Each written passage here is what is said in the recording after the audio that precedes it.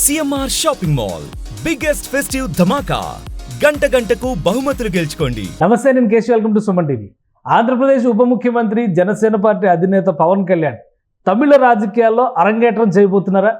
ఇది కొంచెం కొత్తగా వింతగా ఉన్నప్పటికీ తమిళ్లో మాట్లాడడం, తమిళ భాషా ఛానల్స్కి పేపర్లకి ఇంటర్వ్యూలు ఇవ్వడం, ముఖ్యంగా తిరుమల తిరుపతి దేవస్థానంలో జరుగుతున్నటువంటి గతంలో జరిగినటువంటి అక్రమాల విషయంలో ఆయన గొంతు విప్పుతున్నటువంటి విధానం తమిళనాడు పైన ఫోకస్ పెడుతున్నట్టు ఉంది అనేటువంటి అభిప్రాయం కలుగుతుంది. అలానే ఓ తమిళ ఛానల్కి పవన్ కళ్యాణ్ పూర్తి స్థాయి ఇంటర్వ్యూ ఇచ్చారు. అసలు ఆ ఇంటర్వ్యూలో ఏం చెప్పారు, తమిళనాడుకి సంబంధించినటువంటి ఆయన అభిమానులను ఉద్దేశించి కూడా ఆయన కొన్ని వ్యాఖ్యలు చేశారు. అవి ఏ విధంగా చేశారు? మరోవైపు నుంచి చూస్తే ఏపీ తమిళనాడు మధ్య ఈ వ్యవహారం ఒక పెద్ద చిచ్చుగా మారేటువంటి అవకాశం ఉంది. ఈ అంశాలను విశ్లేషించేటువంటి ప్రయత్నం చేద్దాం. మనతో పాటు రాజకీయ విశ్లేషకులు సుబ్రహ్మణ్యం గారు ఉన్నారు. ఆయన తెలుగు తమిళ భాషలు కూడా తెలిసినటువంటి వ్యక్తి. కాబట్టి పవన్ కళ్యాణ్ ఉపన్యాసంలో ఇంటర్వ్యూలో ఉన్నటువంటి అంశాలు ఏంటి ఒకసారి తెలుసుకునే ప్రయత్నం చేద్దాం. సుబ్రహ్మణ్యం గారు నమస్కారం. నమస్కారం సార్. పవన్ కళ్యాణ్ గారు తమిళ్ మాట్లాడతారు అన్న విషయం చాలా తక్కువ మందికి తెలుసు. మొన్న అయితే దాదాపు ప్రపంచవ్యాప్తంగా అందరికీ తెలిసిపోయింది. అవును సార్. ఆయన బహిరంగ వేదిక పైన మాట్లాడడం, ఓ పూర్తి స్థాయి ఇంటర్వ్యూ ఇవ్వడం. అవును సార్. ఏంటి అసలు ఏ అంశాలని ఆయన ప్రస్తావించారు? రాజకీయంగా తమిళనాడు పైన కూడా అవి ప్రభావితం చేసేటువంటి అంశాలు. ఖచ్చితంగా సార్. ఇప్పుడు మీరు చెప్పినట్టు ఆయన తమిళ అంత అలర్గలంగా మాట్లాడగలరు అన్న విషయం నాకు కూడా తెలియదు. అంటే నాకు తమిళ వచ్చు, మాది బార్డర్ ఊరైనందువల్ల. ఆ ఇంటర్వ్యూ చూసిన తర్వాత నేనే ఆశ్చర్యపోయే విధంగా ఆయన తమిళ ఫ్లూయెన్సీ ఉంది. ఆల్మోస్ట్ 80% తమిళ్లో మాట్లాడి ఒక 10-20% ఇంగ్లీష్లో మాట్లాడారు సార్. ఆ ఇంటర్వ్యూలో అడిగిన క్వశ్చన్స్ అన్ని మీనింగ్ఫుల్ క్వశ్చన్స్ అడిగినారు సార్. దానికి పవన్ కళ్యాణ్ గారు ఇచ్చిన సమాధానాలు మనం అర్థం చేసుకుంటే మాత్రం ఆయనకు ఉన్నటువంటి అవగాహన గురించి కానీ, ఆయనకు ఉన్నటువంటి అక్కర గురించి కానీ అర్థం చేసుకునే దానికి అవకాశాలు చాలా ఎక్కువ ఉన్నాయి సార్. ఫస్ట్ క్వశ్చన్ ఆయన ఏమడుగుతారంటే, మీరు ఈ రాజకీయాల్లో ఎన్నో ఒడిదుడుకులు ఎదుర్కొన్నారు, ఎంతో దూరం వచ్చి ఈరోజు డిప్యూటీ చీఫ్ మినిస్టర్ అయినారు, దీన్ని ఎలా చూస్తారు అని అంటే ఆయన చెప్పిన సమాధానం వచ్చి ఆయన సింప్లిసిటీకి అదొక ఉదాహరణ. ఏమన్నాడంటే, నేను అంత పెద్దోడేం కాదండి, నేను ఏదో చిన్న యాక్టర్ని, రాజకీయాల్లో పెద్దగా నేను సాధించినానని ఏం అనొద్దు అని చెప్పేసి చెప్పుకోవడం ద్వారా ఆయన సింప్లిసిటీని ఎక్స్ప్లెయిన్ చేసినాడు. తర్వాత ఏమంటారంటే సార్, ఈ సనాతన ధర్మం అనే దాన్ని, ఈ లడ్డు కల్తీ అయిన విషయం గురించి దీన్ని ఎందుకు మీరు ఇంత సీరియస్గా తీసుకొని ఇంత నాయిస్ క్రియేట్ చేస్తున్నారని చెప్పినప్పుడు ఆయన అప్పుడు ఏమంటారంటే, మా సనాతన ధర్మం ప్రకారం నేను వేరే మతాల గురించి కానీ వేరే నమ్మకాల గురించి కానీ మాట్లాడకూడదు. ప్రతిదానికి ఒక హద్దు ఉంటుందండి. ఎప్పటి నుంచో గమనిస్తున్నాం దీన్ని. ఈ తిరుపతి లడ్డు కలుషితం అయినదన్నది టిప్ ఆఫ్ ద ఐస్బర్గ్. ఇది ఒక ఇన్సిడెంట్. వాస్తవానికి చూస్తే 2007 నుంచి కానీ 2014 నుంచి కానీ నేను ప్రతిసారి మాట్లాడుతూనే ఉన్నాను. ఎందుకంటే ఎక్కడెక్కడైతే మన నమ్మకాలకి మన ఆచారాలకి భంగం కలుగుతుందో వాటన్నిటి గురించి నేను మాట్లాడుతూనే ఉన్నాను. కానీ ఇప్పటికి వచ్చేసరికి ఓపిక నశించింది, సో మాట్లాడాల్సి వచ్చింది అని చెప్పేసి అప్పుడు ఆయన సనాతన ధర్మం గురించి మాట్లాడడం. అసలు మొత్తం ఇంటర్వ్యూలో ఆయన మాట్లాడినటువంటి అంశాలన్నీ రాజకీయ పరంగా ప్రాధాన్యం ఉన్నాయా, తిరుమల తిరుపతి దేవస్థానానికి సనాతన ధర్మానికి మాత్రమే ముడిపడి ఉన్నవా? సార్, మెజారిటీ మీరు చూసినారంటే ఈ తిరుమల తిరుపతి దేవస్థానానికి సంబంధించి హిందూయిజం గురించి, సనాతన ధర్మం గురించి, వాళ్ళ నమ్మకాలు కట్టుబాట్ల గురించే మేజర్ డిస్కషన్ జరిగింది సార్. రాజకీయంగా చాలా తక్కువ జరిగింది. అండ్ అఫ్ కోర్స్ ఆయన విమర్శించేటప్పుడు ఖచ్చితంగా ఆ రాజకీయం ఫ్లేవర్ వచ్చింది ఆ డిస్కషన్కి. దానికి వన్ ఆఫ్ ద ఎగ్జాంపుల్ ఏంటి అని అంటే, మీరు ఇప్పుడు ఈ సనాతన ధర్మం గురించి మాట్లాడేది బయట నడుస్తున్నటువంటి ఒక ప్రచారం ఏంటి అని అంటే, జగన్మోహన్ రెడ్డి గారు క్రిస్టియన్ కాబట్టి మీరు ఆయన టార్గెట్ చేసి క్రిస్టియానిటీ మీద ఏదో అటాక్ చేస్తున్నారు అనే ఒక డిస్కషన్ నడుస్తుంది అనేసి విలేకరు అడగడం జరుగుతుంది. అప్పుడు పవన్ కళ్యాణ్ గారు చెప్పేది ఏంటంటే, అందరూ హిందూత్వాన్ని తర్వాత సనాతన ధర్మాన్ని దెబ్బతీస్తూ క్రిస్టియానిటీని నేను దెబ్బతీస్తానని అనడం కరెక్ట్ కాదు. అంతెందుకు, క్రిస్టియానిటీలో చాలామంది నా ఫ్రెండ్స్ ఉన్నారు, అంతెందుకు మా మిస్సెస్సే వచ్చి క్రిస్టియను, ఇది కేవలం అమ్మాయి కూడా క్రిస్టియనే కదా, వాళ్ళ అమ్మాయి కూడా క్రిస్టియన్, చిన్న అమ్మాయి కూడా క్రిస్టియన్, మన డిక్లరేషన్ కూడా ఇవ్వడం జరిగింది. అనేమంటారంటే, దీన్ని ఆ యాంగిల్లో చూడొద్దండి, ఇది కేవలం సనాతన ధర్మం తిరుపతిలో జరిగే అరాచకాల రూపంలో చూడండి, మతానికి సంబంధం ఏమి లేదు అని చెప్పడం జరుగుతుంది. దానికి కొన్ని ఎగ్జాంపుల్ చెప్తాడు. అప్పుడు ఆయన ఏమంటాడంటే, విలేకరు గారు వచ్చేసి, లేదండి మీరు చాలా అలిగేషన్స్ వేస్తున్నారు కదా గత ప్రభుత్వం మీద అన్నప్పుడు, ఖచ్చితంగా వేస్తానండి, కారణం ఏంటి అని అంటే ఆ చెప్పడంలో ఆయన ఒక, అంటే కొన్నిసార్లు ఆయన డిస్కషన్ ఎలా ఉంటుందంటే పూర్తిగా పొలిటికల్గా చేసినట్టు అనిపించదు మనకు. దానికి ఒక చిన్న ఉదాహరణ ఏం చెప్తానంటే, ఇప్పుడు లడ్డు కల్తీ అయ్యిందేనంటే దానికి జగన్మోహన్ రెడ్డి గారు వచ్చి ఆయన స్వయాన చేతులతో కల్తీ చేసినారని నేను చెప్పట్లేదు. మరొక విషయం ఏంటంటే ఓకే ఇప్పుడు లడ్డులో వచ్చేసి ఇది మాంసం కలవలేదు అనుకుందాం, గొడ్డు మాంసం కలవలేదు, జంతువు కలవలేదు అని అనుకుందాం, అది కూడా ఒక పక్కన పెట్టండి. కనీసం డాల్డా అయితే కలిసింది కదా. వనస్పతి అని ఒప్పుకుంటున్నారు, ఒప్పుకుంటున్నారు, వనస్పతి అనే పాయింట్ ఒప్పుకుంటున్నారు, కాకపోతే జంతు కొవ్వు అని తప్పుడు ప్రచారం చేస్తున్నారు అంటున్నారు. ఇప్పుడు డాల్డా అయితే కలిసి ఉంటది కదా, అది కూడా అపచారమే కదా. అది ఎందుకు జరగాలి? దాన్ని జరిగేదానికి అవకాశం ఎవరిచ్చినారు? 50 సంవత్సరాల నుంచి సప్లై చేస్తున్న నందిని అనేటటువంటి కంపెనీని మార్చాల్సిన అవసరం ఎందుకు వచ్చింది? ఈవెన్ ఇప్పుడు నాకు హోమం చేసే అలవాటు ఉంది, నేను హోమం చేస్తూ ఉంటాను. హోమం చేసేటప్పుడు నేను ఒక నెయ్యికి ఆర్డర్ ఇస్తే కనీసం 800 నుంచి 1100 రూపాయలు లేని ఒక మంచి బ్రాండ్ దొరకదు కేజీకి. అలాంటిది 320 రూపాయలకి కేజీ వస్తుంది అంటే మీరు ఎట్ట నమ్ముతారు? పోనీ అలా తగ్గించడానికి అవసరం ఏంటి? తిరుమలలో డబ్బు కానీ లేదా? దీంట్లో తప్పు జరిగి ఉండదు. సో చెప్పడానికి రీజన్ ఏంటంటే అక్కడ మీరు పెట్టినటువంటి బోర్డు మెంబర్స్ అందరూ మీ బంధువులు, అందరూ మీ కమ్యూనిటీకి సంబంధించిన వాళ్ళు. అందువల్ల పాయింట్స్ అన్ని మెన్షన్ చేశారు, ఆ పాయింట్స్ అన్ని మెన్షన్ చేస్తున్నారు. ఒక ఆయన వచ్చేసి మీ మామ అని, ఇంకొక ఆయన మీ బంధువు అనేసి. ఇప్పుడు అలాంటి ఒక బోర్డు పెట్టేటప్పుడు మీరు ఎంత జాగ్రత్తగా పెట్టాలి? ఎంతో మంది హిందువులకి సంబంధించిన విషయం కాబట్టి అంత క్యాజువల్గా ఎలా చేస్తారు?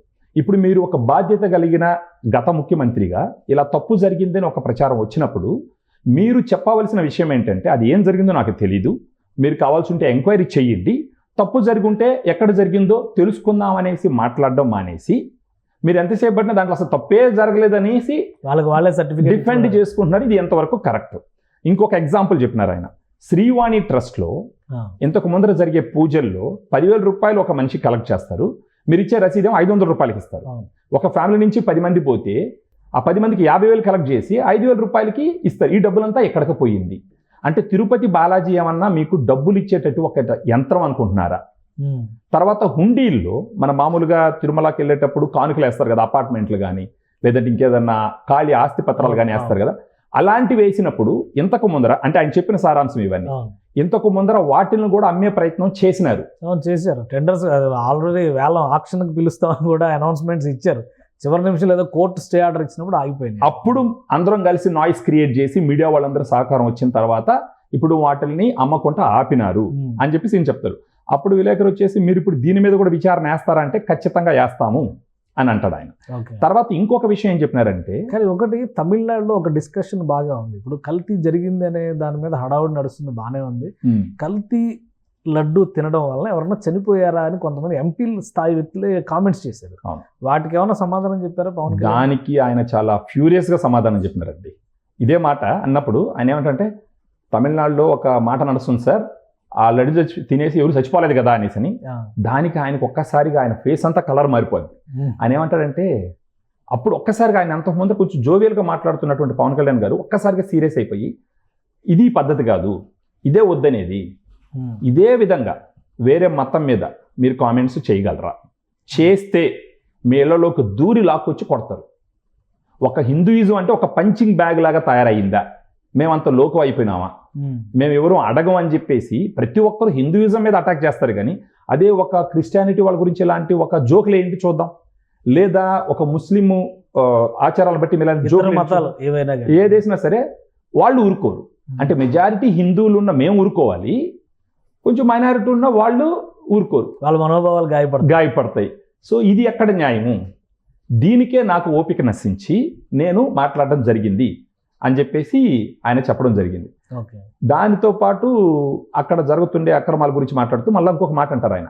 ఏమంటారంటే, అంటే మీరు చెప్పే ఇప్పుడు ఆ లేఖలు వచ్చేసి మీరు చెప్పేదాని ప్రకారం అంటే ఏ మతం వాళ్ళు వాళ్ళకి సంబంధించిన గుడుల్లో మసీదుల్లోనూ ఉండాలన్నా అంటే 100% అలా చేయాలి, చేస్తేనే కరెక్టు. గత ప్రభుత్వం సమయంలో ఒక అన్య మతస్థులు అక్కడ రూలింగ్ బోర్డులో ఉన్నారు అంటే ఉండకూడదని చెప్పడానికి కొన్ని లాజికల్ పాయింట్స్ చెప్పినారు ఆయన. అనేమంటారు, ఆగమ శాస్త్రం గురించి అవగాహన ఎవరికి ఉంటుంది? అక్కడున్న హిందువులకు ఉంటుంది, పండితులు ఎవరుంటే వాళ్ళకు ఉంటుంది, వాళ్ళకి చిత్తశుద్ధి కూడా ఉంటుంది. ఇప్పుడు వేరే మతస్థులకి ఈ మతం యొక్క నమ్మకాల మీద ధర్మాల మీద అంత సంతృప్తి ఎందుకు ఉంటుంది, అంత నమ్మకం ఎందుకు ఉంటుంది? సో ఇప్పుడు అవి అన్నీ తెలిసిన వాళ్ళు అక్కడ ఉండాలి. అప్పుడు ఆయన అంటాడు, ఇప్పుడు నేను హిందువుని, నేను ఇలాంటి డ్రెస్ చేసుకొని నేను వచ్చేసి ఇప్పుడు ఒక మాస్క్లోకి వెళ్ళాలంటే ఊరుకుంటారా? వక్ఫ్ బోర్డులో మెంబర్షిప్ ఇస్తారా పవన్ కళ్యాణ్ గారికి, మరి డిప్యూటీ సీఎం గారు ఇస్తే ఊరుకుంటారా? అది కదా ఆయన అదే అంటాడు, నేను స్కార్ఫ్ కట్టుకోకుండా ఒక మసీదులోకి ఎంటర్ అవ్వగలనా? అవ్వలేను, ఎందుకంటే వాళ్ళది అది ఆచారం. అది అదే విధంగా ఒక చర్చిలోకి ఎంటర్ అవ్వగలనా? అవ్వలేను. మళ్ళీ ఇంకో క్వశ్చన్ అడుగుతాడు ఆయన, ఇప్పుడు ఒక చర్చిలో ఒక 5 మంది మెంబర్స్లో 3 హిందువులను పెడితే అక్కడ ఎలా ఉంటుందో ఒకసారి ఊహించండి. ఈ హిందువులకు వాళ్ళ ఆచారాల గురించి ఏ అవగాహన ఉండదు. అప్పుడు వీళ్ళు తీసుకునే డెసిషన్స్ వాళ్ళ ఆచారాలని నమ్మకాలని దెబ్బతీస్తాయా లేదా? అందుకనే ఎక్కడ ఉండాల్సిన వాళ్ళు అక్కడ ఉండాలి, వీళ్ళు అక్కడికి వాళ్ళు ఇక్కడ మారడం పద్ధతి కాదు, దీన్నే మేము వ్యతిరేకిస్తున్నామని చెప్తాడు.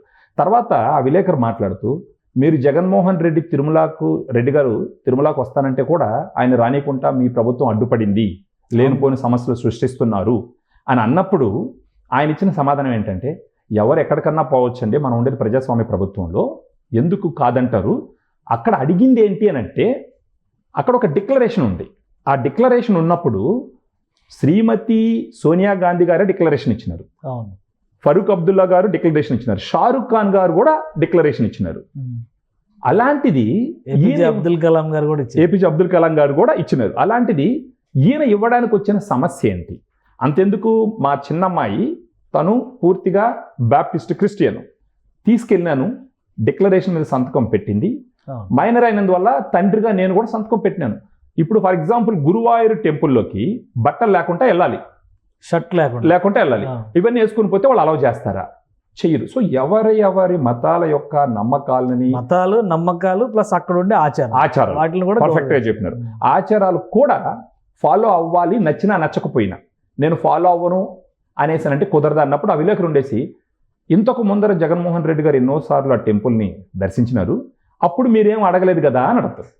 దానికి ఏమంటాడంటే, ఒక ముఖ్యమంత్రి స్థానంలో ఉన్నటువంటి ఆయనే అక్కడున్న ఆచారాలు గౌరవించుకుంటా సంతకం పెట్టుకుంటూ వెళ్ళినప్పుడు ఎవరు ఆపగలరు ఆయన్ని?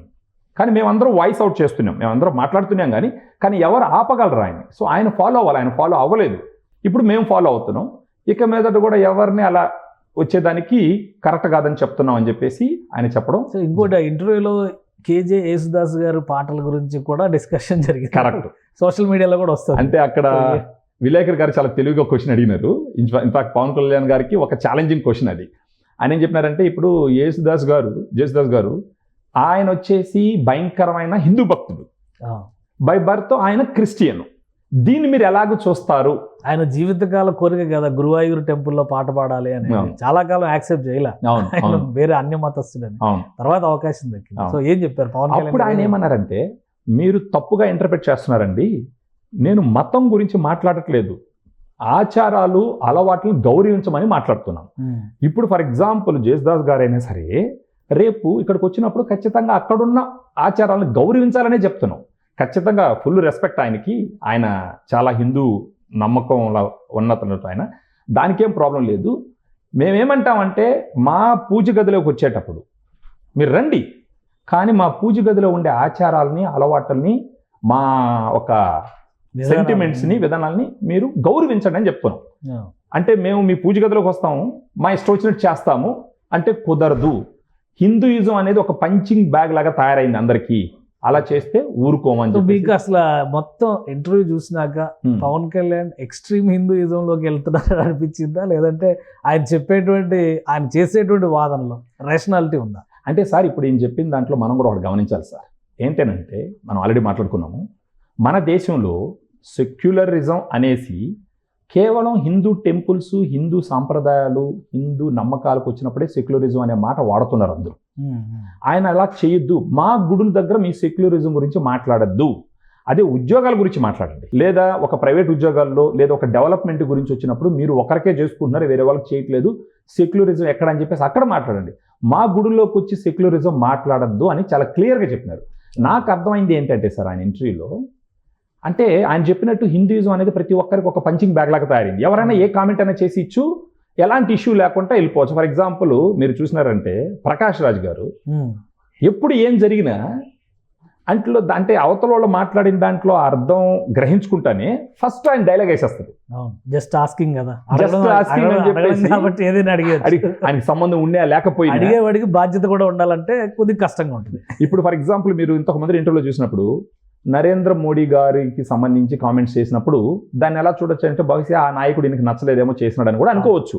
పవన్ కళ్యాణ్ గారితో కూడా అలాంటివి చేస్తున్నారు అని అంటే ఇది మనం ఆలోచించాల్సిన విషయం. ఎందుకంటే సార్ పవన్ కళ్యాణ్ గారితో ప్రకాష్ రాజ్కి సూపర్ హిట్ మూవీస్ ఉన్నాయి, బద్రీ లాంటి మూవీస్, మంచి ఫ్రెండ్స్ కదా, మంచి ఫ్రెండ్స్. సో పవన్ అక్కడంటే నాయకుడు నచ్చక కామెంట్స్ ఏదో చేసినారని అనుకోవచ్చు, అంటే బీజేపీ నచ్చలేదు ఆయనకి, ఆయన ఏదో వేరే పార్టీకి సంబంధించిన చేసినాడంటే ఒక అర్థం ఉంటుంది. ఇక్కడ పవన్ కళ్యాణ్ గారి మీద కూడా అలాంటి అటాక్ చేస్తున్నారు అని అంటే బహుశా ఆయనకి టోటల్ హిందుత్వం అంటేనే అంత నమ్మకం లేదేమో అని అనిపిస్తుంది మనకు. అంటే పవన్ కళ్యాణ్ గారు కూడా ఎక్స్ట్రీమ్ హిందుత్వాలోకి వెళ్తున్నారేమో, అందుకే నేను కౌంటర్ చేస్తున్నారేమో అనుకోవచ్చు సార్. ఎక్స్ట్రీమ్ అని అనుకోవడానికి కొన్ని ఉదాహరణలు మనం చూస్తే మీరు చూసినారంటే ఎక్స్ట్రీమ్ అని అనుకునే దానికి అవకాశాలు తక్కువ సార్. కారణం ఏంటంటే ఆయన ఇంట్లోనే ఆయన జీవిత భాగస్వామే ఆమె క్రిస్టియన్, బిడ్డ క్రిస్టియన్. సో ఆయన ఇంట్లోనే క్రిస్టియానిటీని పెట్టుకున్న ఆయన ఎక్స్ట్రీమ్ హిందూ అని చెప్పడానికి కొంచెం అవకాశాలు తక్కువ. లేదంటే ఎక్స్ట్రీము అంటే ఉంటుంది సార్, కొన్ని మతాల్లో విపరీత ధోరణి ఉంటుంది. అలాంటి విపరీత ధోరణి ఉంటే బహుశా ఆమెను ఆయన ప్రేమించి పెళ్లి చేసుకునే అవకాశాలు కూడా లేకపోయి ఉండవచ్చు. ఆయన అనేది ఏంటంటే ప్రతి ఒక్కరికి హిందూయిజం ఒక సాఫ్ట్ కార్నర్ అయిపోయింది. ఎవరో ఒక్కరు ఏదో ఒక సమయంలో స్టాండ్ తీసుకొని జనాల్లో మన ఆచారాలని మన అలవాట్లను కాపాడుకోవాల్సిన సమయం ఆసన్నమైందని చెప్పకపోతే రాబోయే కాలంలో ఇంకా పరిస్థితులు దారుణంగా ఉంటాయి అన్నది ఆయన పాయింట్ సార్. ఎక్స్ట్రీమ్ హిందూయిజము అని నేను అనుకోవట్లేదు. అంటే సార్ ఇప్పుడు మీరు చూడండి, ఇంకొక విషయం క్లారిటీ ఇవ్వండి. ఇప్పుడు తమిళనాడు యాక్టర్లని, తమిళనాడుకు చెందినటువంటి రాజకీయ అంశాలని పవన్ కళ్యాణ్ ఎందుకు టార్గెట్ చేస్తున్నారు? ఆయన ఇంటర్వ్యూలో ఏమైనా మాట్లాడారా దాని రిలేటెడ్ గా? కొంత మాట్లాడినారు సార్, తెలుగుగా మాట్లాడినారు.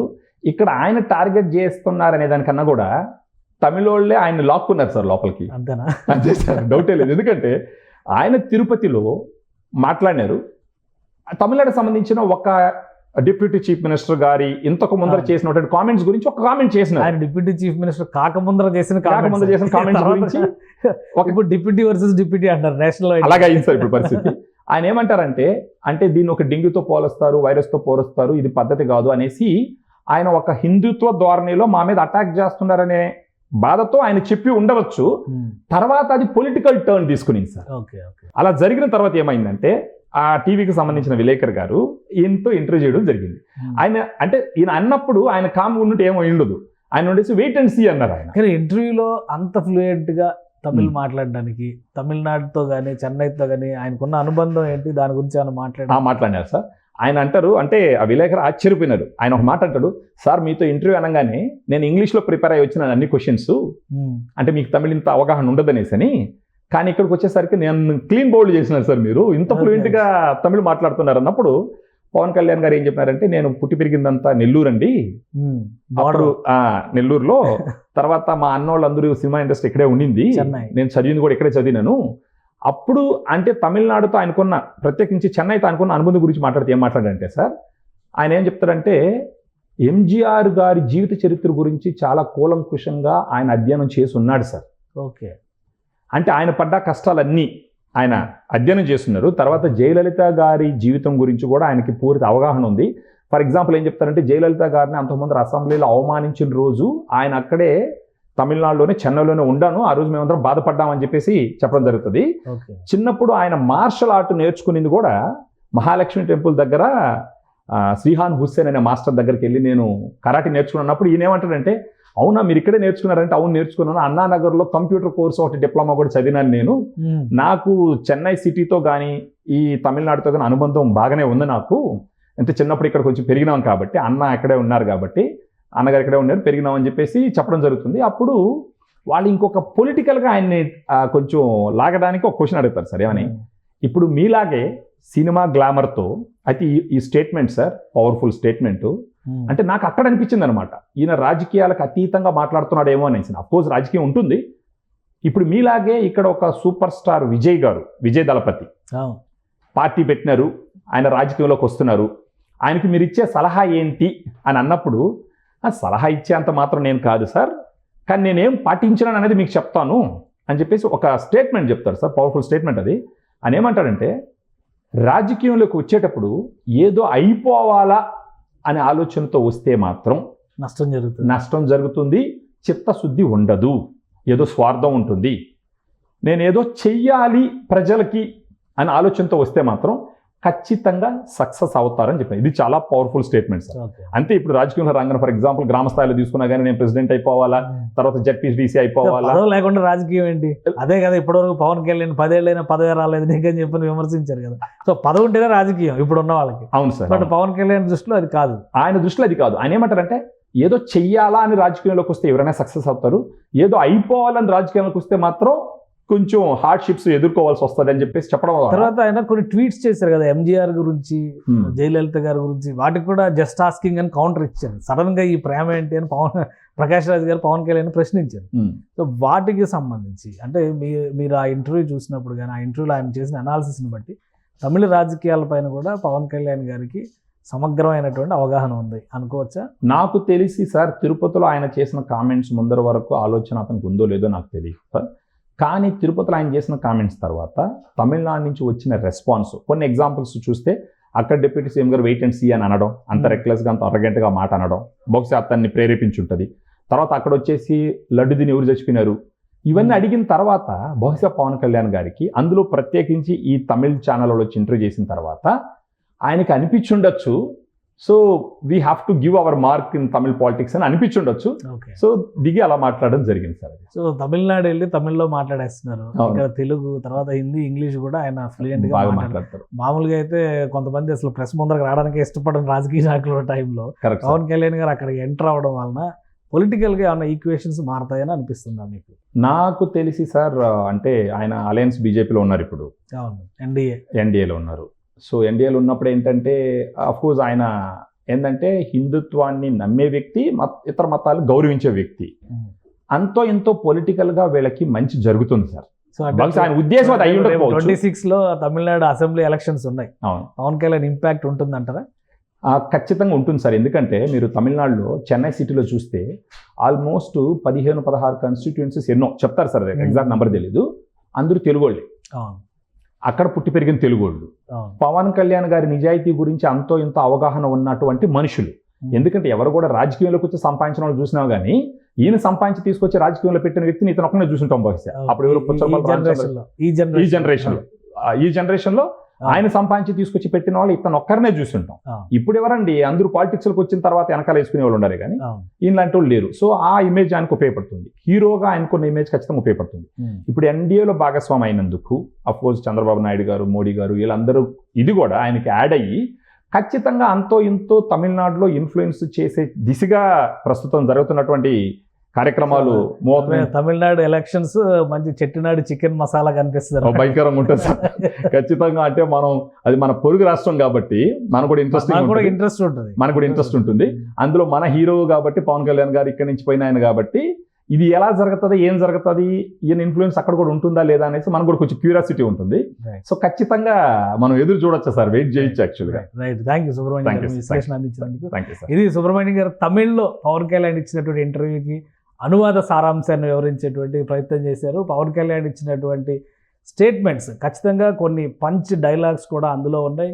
హిందుత్వాన్ని పంచ్ బ్యాగ్ రూపంలో మారిస్తే దానికి తగిన రియాక్షన్ ఇవ్వడానికి తాము సిద్ధంగా ఉన్నాం అనేటువంటి వెర్షన్ పవన్ కళ్యాణ్ అక్కడ వినిపించారు. ఇక తమిళనాడు రాజకీయాల్లో రాబోయే రోజుల్లో జరగబోయేటువంటి మార్పుల్లో పవన్ కళ్యాణ్ ప్రభావం కూడా ఖచ్చితంగా కనిపించవచ్చని ఆయన విశ్లేషిస్తున్నారు. ఇది స్పెషల్ డిస్కషన్.